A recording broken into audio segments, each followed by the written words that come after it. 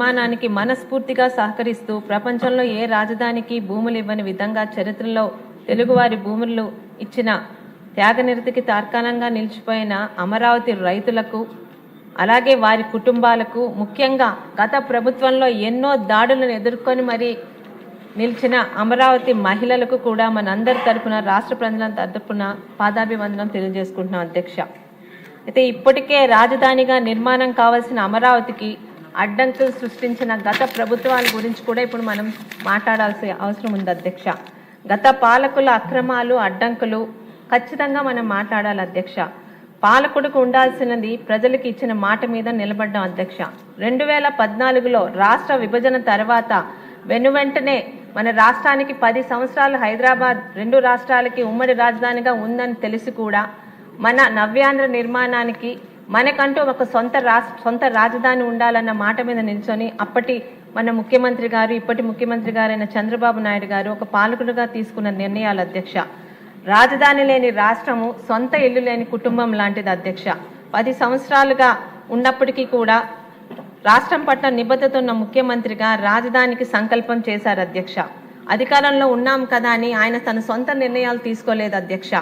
ఒక committee Srikrishna committee సారథ్యంలో అన్ని నిర్ణయాలు జరిగాయి అధ్యక్ష. అన్ని నగరాల ప్రజలు మేధావులతో కమిటీలతో చర్చలు జరిగాయి అధ్యక్ష. విశాఖపట్నం లాంటి ప్రజలు కూడా అక్కడున్న మేధావులు కూడా ఆ రోజు మాకు రాజధాని అవసరం లేదని చెప్పారు అధ్యక్ష.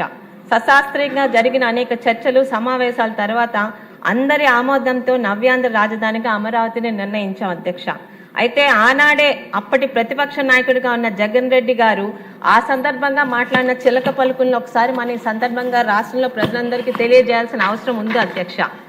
ప్రతిపక్ష నాయకుడిగా సెప్టెంబర్ 4, 2014లో జగన్మోహన్ రెడ్డి గారు మాట్లాడిన మాటలు అధ్యక్ష, విజయవాడలో క్యాపిటల్ సిటీ పెట్టడం గురించి మేము మనస్ఫూర్తిగా ఆహ్వానిస్తున్నాం. కారణం ఏమంటే మన రాష్ట్రం ఇప్పటికే 13 జిల్లాల చిన్న రాష్ట్రం అయిపోయింది. 13 జిల్లాల ఈ చిన్న రాష్ట్రంలో ఒక ప్రాంతానికి మరొక ప్రాంతానికి మధ్య చిచ్చు పెట్టడం ఇష్టం లేక మనస్ఫూర్తిగా ఆహ్వానిస్తున్నాం అధ్యక్ష. మొట్టమొదటి నుండి కూడా ఇదే ఒకటే చెప్తున్నాం, క్యాపిటల్ సిటీ మీరు ఎక్కడ పెట్టినా అలా పెట్టే చోట కనీసం 30,000 ఎకరాలైనా ఉండాలని చెప్పిన మాట ఇది స్వయంగా జగన్మోహన్ రెడ్డి గారు చెప్పిన మాట అధ్యక్ష. ఎందుకని చెప్తున్నానంటే 2014-19 మధ్య అమరావతి అభివృద్ధి మనం కట్టుబడి చేసాం అధ్యక్ష. అన్ని ప్రాంతాల నదుల నుంచి అలాగే పుణ్యనదుల నుంచి నీరు మట్టితో సేకరించి రాష్ట్రంలో అన్ని జిల్లాల ప్రజలందరి సహకారంతో ఆనాడే మన ప్రధానమంత్రి నరేంద్ర మోడీ గారు సీఎం చంద్రబాబు నాయుడు గారు ఉద్దండరాయనపాలెంలో రాజధాని నిర్మాణానికి శ్రీకారం చుట్టారు అధ్యక్ష. శ్రీకారం చుట్టడంతో పాటు ఈ రోజు మనం ఉంటున్న అసెంబ్లీ ప్రాంగణాన్ని కూడా ఎక్కడో హైదరాబాద్లో కాదు మన అమరావతి నుండే మరి పరిపాలన చేద్దామని త్వరితగతిలో నెలల్లోనే పూర్తి చేసి సంపూర్ణంగా నవ్యాంధ్ర తాలూకా పరిపాలనని అమరావతి నుంచే మొదలు పెట్టారు అధ్యక్ష. రాజధాని 2019 ఎన్నికల సమయంలో ఈ జగన్మోహన్ రెడ్డి గారు ఆయన అనుచరణ గణం చేసిన మాటలు కూడా ఇక్కడ మనం ఒకసారి రాష్ట్ర ప్రజలకు గుర్తు చేయాలి అధ్యక్ష. ఎన్నికల్లో గెలవడానికి నేను ఇల్లు ఇక్కడే కట్టుకున్నాను, అమరావతి కట్టుబడి ఉన్నానని చెప్పి ప్రజలకి మాట ఇచ్చి అధికారంలోకి వచ్చిన వెంటనే చేసిన మొట్టమొదటి మోసం అమరావతి మీద మాట వెనక్కి తిప్పడం అధ్యక్ష. ఒక పాలకుడు ఇచ్చిన మాట మొదట అడిగే రాజధానిపై మోసంతో పరిపాలన మొదలుపెట్టిన ఆనాటి అసమర్థ పాలకుడు జగన్మోహన్ రెడ్డి గారు అధ్యక్ష.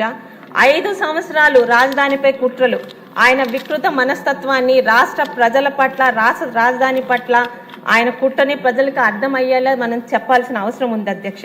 ముఖ్యంగా పాలకుడిగా ఉన్న వ్యక్తికి తన రాజ్యంలో ఉన్న అన్ని ప్రాంతాలు అన్ని మతాలు అన్ని కులాల పట్ల సమన్యాయం సమదృష్టి ఉండాలి అధ్యక్ష.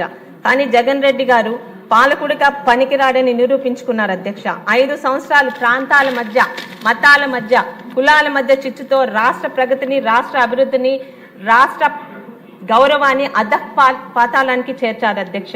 ముఖ్యంగా రాజధానిపై ఆయన కుట్రలు కులాల మధ్య చిచ్చుతో మొదలు పెట్టారు అధ్యక్ష.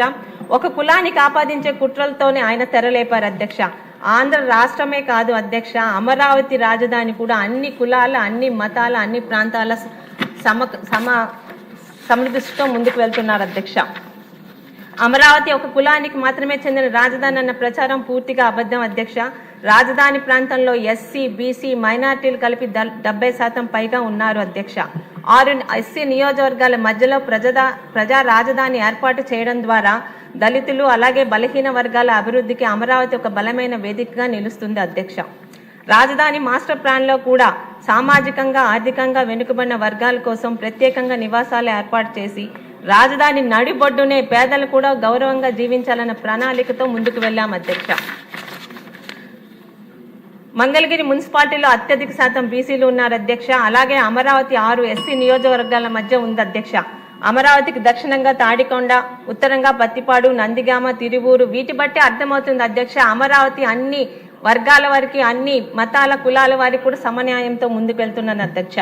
అలాగే ఈ సందర్భంగా పెద్ద మనుషుల ఒప్పందాన్ని ఒక్కసారి మనందరికీ గుర్తు చేయాల్సిన అవసరం ఉంది అధ్యక్ష.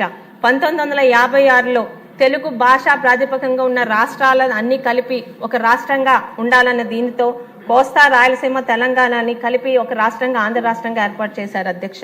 ఫిబ్రవరి 20, 1956లో ఒక ఒప్పందం చేసుకున్నాం అధ్యక్ష, పెద్ద మనుషుల ఒప్పందం. తెలంగాణ తరపు నుండి బురుగల రామకృష్ణారావు గారు, కేవి రంగారెడ్డి గారు, మల్లి చెన్నారెడ్డి గారు, జేవి నరసింహరావు గారు. అలాగే ఆంధ్ర తరపున నీలం సంజీవరెడ్డి గారు, బెజవాల గోపాల్ రెడ్డి గారు, అల్లూరి సత్యనారాయణ రాజు గారు, సర్దార్ గౌతులక్ష్మణ్ గారు ఉన్నారు అధ్యక్ష. ఆంధ్ర రాష్ట్రం ఏర్పాటైన కొత్తలో రాజధాని విషయంలో రాయలసీమ వారు కర్నూలు అనగా కోస్తా నాయకులు విజయవాడ, గుంటూరు మధ్య ఉండాలని ఆనాడే ప్రతిపాదించారు అధ్యక్ష. దానికి కారణం విజయవాడ, గుంటూరు మధ్య మొత్తం రాష్ట్రానికి మధ్యలో ఉంటుంది. అలాగే కృష్ణానది నీటి లభ్యత రాష్ట్రానికి మధ్యస్థంగా ఉండడం వల్ల, కానీ ఆ రోజున్న పరిస్థితుల వల్ల, తెలంగాణ నాయకుల ఆధిపత్యం వల్ల మరియు నిజాం నవాబుల తాలూకా బిల్డింగ్స్ అక్కడ ఉండడం వల్ల ఆ రోజు రాష్ట్ర రాజధాని హైదరాబాద్కి వెళ్ళింది అధ్యక్ష. మరి ముఖ్యంగా ఈరోజు ఈ చారిత్రాత్మక నగరం అమరావతి మళ్ళీ చంద్రబాబు నాయుడు గారి సారథ్యంలో అది ముందుకు వెళ్తున్నందుకు, నిర్మాణాత్మకంగా ఈరోజు అదొక బిల్లుగా వస్తున్నందుకు, ఈ సమావేశంలోని ముఖ్యంగా ఈ బిల్లును ప్రవేశపెట్టేదానికి బలపరిచే అవకాశం నాకు ఇచ్చినందుకు మీ అందరికీ ధన్యవాదాలు తెలుపుకుంటున్నారు అధ్యక్ష. జై హో అమరావతి. రామకృష్ణ గారు ధన్యవాదాలు.